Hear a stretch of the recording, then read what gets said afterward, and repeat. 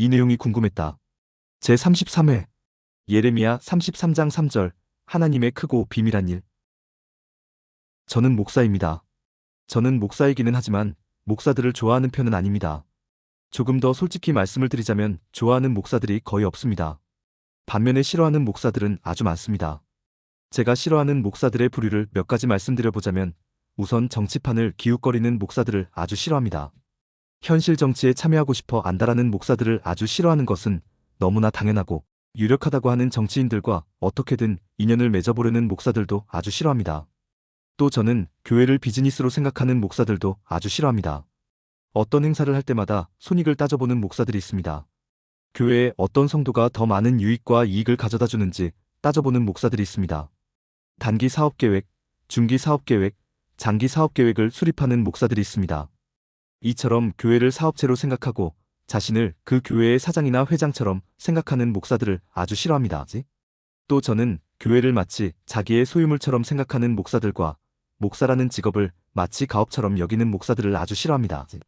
이런 목사들은 자기 자녀의 적성도 고려하지 않은 채 자녀를 무조건 목사로 만들려고 하고 그 자녀에게 교회를 세습하는 것을 너무나 당연한 것처럼 생각하기 때문입니다. 또 저는 비윤리적인 목사들을 아주 싫어합니다. 큰 교회의 목사로 취업하기 위해 학력과 이력을 속이는 목사들, 자기의 사리사욕을 채우기 위해 교회의 재산을 빼돌리는 목사들, 자기의 성적 욕망을 채우기 위해 성도들을 자신의 성놀이개로 삼는 목사들을 아주 싫어합니다. 그렇습니다. 저는 정치판을 기웃거리는 목사, 목회를 비즈니스로 생각하는 목사, 교회를 가업으로 여기는 목사, 또 비윤리적인 목사들을 아주 싫어합니다. 아마 이 영상을 보시는 분들도 대체로 제 생각에 동의하실 것입니다. 하루빨리 이런 목사들을 기독교에서 퇴출시켜야 한다고 생각하실 것입니다. 그런데 앞서 말씀드린 부류의 목사들보다 제가 훨씬 더 싫어하는 부류의 목사들이 있습니다. 아니, 그런 목사들이 또 있을 수 있나? 앞서 예를 든 목사들도 보통 목사들이 아닌데 이 목사들보다 더 싫어할 만한 목사들이 있다고? 이렇게 생각하실 분들이 계실지도 모릅니다. 그런데 분명히 있습니다. 우선 기독교를 신비주의 종교로 소개하는 목사들을 저는 아주 싫어합니다. 하나님께서 나에게 특별한 능력을 주셨다. 하나님께서 나에게 특별한 비법을 알려주셨다. 따라서 나만 따르면 모든 병에서 치료받을 수 있고, 나만 따르면 부자가 될 수 있고, 나만 따르면 육체적 죽음을 절대 맛보지 않을 것이다. 이렇게 말하면서 기독교를 신비주의로 이끌어가는 목사들을 저는 아주 싫어합니다. 또 기독교를 조건과 결과로 소개하는 목사들을 저는 아주 싫어합니다. 즉 하나님으로부터 무엇을 얻어내기 위해서는 반드시 내가 먼저 해야 할 것이 있다고 소개하는 목사들을 아주 싫어합니다. 내가 먼저 기도를 해야, 내가 먼저 금식을 해야, 내가 먼저 구제에 힘을 써야, 내가 먼저 봉사에 힘을 써야 어떤 결과가 내게 임한다고 소개하는 목사들을 저는 아주 싫어합니다. 또 하나님을 어떤 때는 사랑과 은혜의 하나님으로 소개했다가 어떤 때는 저주와 징계의 하나님으로 소개하는 목사들을 저는 아주 싫어합니다. 즉 사람의 행동이 하나님 마음에 흡족하면 하나님께서 큰 상을 내리고 사람의 행동이 하나님 마음에 들지 않으면 하나님께서 큰 벌로 갚아주신다고 하나님을 소개하는 목사들을 저는 아주 싫어합니다. 그렇습니다. 이처럼 기독교를 신비주의 종교로 전락시키는 목사들, 기독교를 조건과 결과로 소개하는 목사들, 상황에 따라 하나님을 달리 소개하는 목사들을 저는 훨씬 더 싫어합니다. 정치판을 기웃거리는 목사들보다, 목회를 비즈니스로 생각하는 목사들보다, 교회를 가업으로 여기는 목사들보다, 또 비윤리적인 목사들보다 훨씬 더 싫어합니다. 왜냐하면 뒤에 네 부류의 목사들에 비해 앞에 세 부류의 목사들은 기독교의 본질 자체를 무너뜨리는 목사들이기 때문입니다. 뒤에 네 부류의 목사들이 개인적인 욕심이나 욕망에 근거한 것이라면 앞에 세 부류는 다른 사람들의 마음까지도 황폐하게 만들기 때문입니다. 그런데 제가 기독교를 신비주의 종교로 전락시키는 목사들을 싫어하고 기독교를 조건과 결과로 소개하는 목사들을 싫어하고 상황에 따라 하나님을 좋게도 소개했다가 무섭게도 소개하는 목사들을 싫어한다고 말씀을 드리면 저를 걱정해 주시는 분들이 계실 수 있습니다. 그렇게 하면 성도가 모이지 않겠느냐고, 그렇게 하면 교회를 유지하지 못하는 것 아니겠냐고, 그렇게 하면 밥 먹고 살기가 힘들지 않겠냐고 저를 걱정해 주시는 분들이 계실 수 있습니다. 맞습니다. 정말로 힘듭니다. 저도 기독교에서 신비주의를 빼면, 기독교에서 조건과 결과를 빼면, 기독교의 하나님을 무섭고 두려운 하나님으로 소개하지 않으면 교회가 성장과 부흥을 할 수 없는 것은 물론이고 아예 성도조차 모이지 않는다는 것을 잘 알고 있습니다. 그래도 아닌 것은 아닌 것입니다. 기독교는 현실의 삶이 어렵고 힘든 이유는 바로 죄 때문이라는 것을 가르쳐주는 종교이기에 결코 신비주의로 빠져서는 안 되고, 기독교는 하나님의 은혜를 선포하는 종교이기에 결코 조건과 결과로 설명해서는 안 되고, 기독교의 하나님은 사랑의 하나님이기에 결코 하나님을 저주와 진노와 징계의 하나님으로 설명해서는 안 됩니다. 이렇게 말씀드리면 저에게 이의를 제기하실 분이 계실지도 모릅니다. 저의 이야기가 성경 구절과 정면으로 배치된다고 하면서 성경 구절을 예로 들며 이의를 제기하실 분이 계실지도 모릅니다. 그러면서 예레미야 33장 3절의 말씀을 저에게 제시하실 것입니다. 즉 너는 내게 부르짖으라. 내가 내게 응답하겠고 내가 알지 못하는 크고 은밀한 일을 내게 보이리라라는 말씀을 저에게 제시하실 것입니다. 너는 내게 부르짖으라라고 한 것이 기도하라는 뜻이 아니겠느냐고 이의를 제기하실 것입니다. 기도하면 내게 응답하겠다고 했으니 이것이 조건과 결과가 아니겠느냐고 이의를 제기하실 것입니다.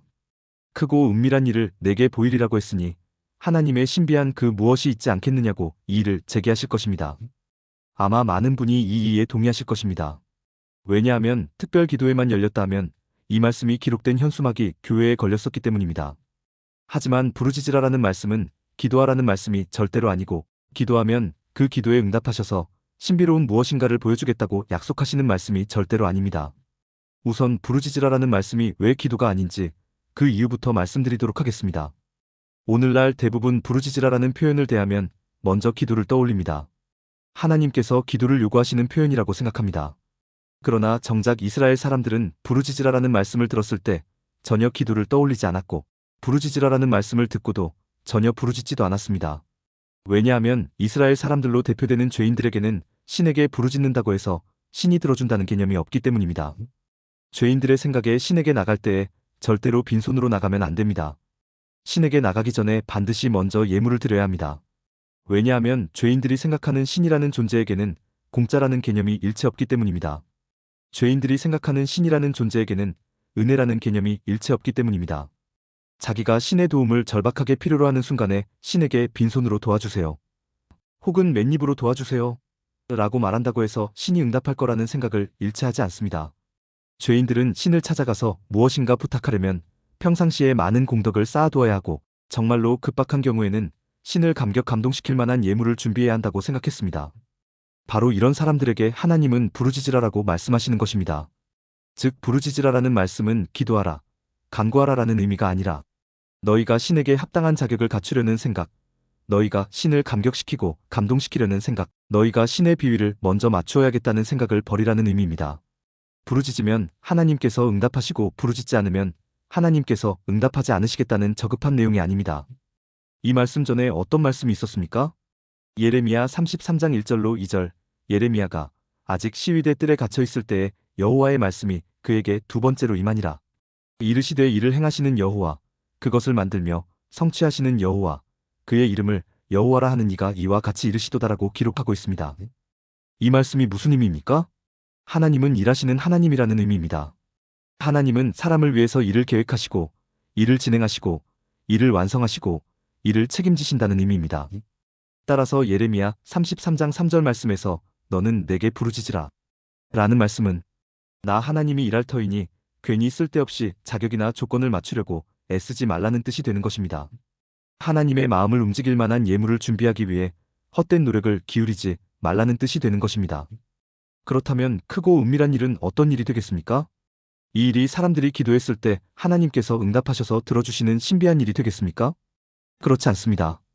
부르짖으라라는 말씀이 기도하라, 간구하라가 아니라고 했습니다. 하나님께서 일하시겠다는 의미라고 했습니다. 즉 하나님께서 일하시니 사람은 아무것도 한 것이 없는 것입니다. 그런데 결과가 있습니다. 사람은 아무것도 한 것이 없는데 사람에게 이루어진 결과가 있습니다. 그래서 그 결과가 크고 은밀한 게 되는 것입니다. 예를 들어 하나를 심으면 둘을 거둔다고 생각하는 사람이 있습니다. 그런데 이 사람은 하나도 심지를 않았습니다. 그럼에도 불구하고 열을 거두었습니다. 어떻게 이런 일이 생길 수 있습니까? 그 이유는 하나님께서 일하셨기 때문입니다. 이럴 때의 표현이 크고 비밀한 일이 되는 것입니다. 신비스러운 일이라는 의미가 결코 아닙니다. 신비스러운 일이 아니라는 증거가 계속해서 이어지는 성경의 기록입니다. 뭐라고 기록하고 있습니까?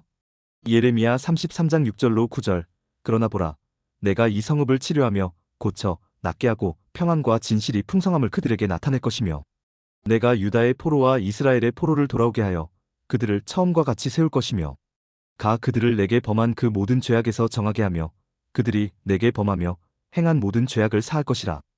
이 성읍이 세계 열방 앞에서 나의 기쁜 이름이 될 것이며 찬송과 영광이 될 것이요. 그들은 내가 이 백성에게 베푼 모든 복을 들을 것이요. 내가 이 성읍에 베푼 모든 복과 모든 평안으로 말미암아 두려워하며 떨리라라고 기록하고 있습니다. 이 일 중에 신비스러운 일이 있습니까? 없습니까? 없습니다. 그런 일은 일체 없습니다. 사람이 이루어낸 일이 아니라 하나님께서 사람을 위해 이루어 주신 일이기에 크고 비밀한 일이라고 표현해 주는 것뿐입니다. 정리하겠습니다. 기독교는 현실의 삶이 어렵고 힘든 이유는 바로 죄 때문이라는 것을 가르쳐주는 종교입니다. 그러기에 결코 신비주의로 빠져서는 안 됩니다. 기독교는 또 하나님의 은혜를 선포하는 종교입니다. 그러기에 결코 조건과 결과로 기독교를 설명해서는 안 됩니다. 또 기독교의 하나님은 사랑의 하나님입니다. 그러기에 결코 하나님을 저주와 진노와 징계의 하나님으로 설명해서는 안 됩니다. 만약 기독교를 신비주의로 몰아가고 기독교를 조건과 결과로 몰아가고 하나님을 상황에 따라 변하시는 하나님으로 몰아간다면 그것은 이미 기독교가 아니라는 사실을 꼭 기억하시기를 부탁드립니다. 어떤 이들이 자신들의 유익과 이익을 추구할 목적으로 하나님과 기독교를 팔아먹는 것이라는 사실을 꼭 기억하시기를 부탁드립니다. 공감이 되었다면 구독과 좋아요, 알림 설정 부탁드립니다. 하나님의 말씀을 바르게 전하는 데 큰 도움이 될 것입니다. 평등하고 공정하며 정의롭고 행복한 세상을 이루는 데 큰 도움이 될 것입니다.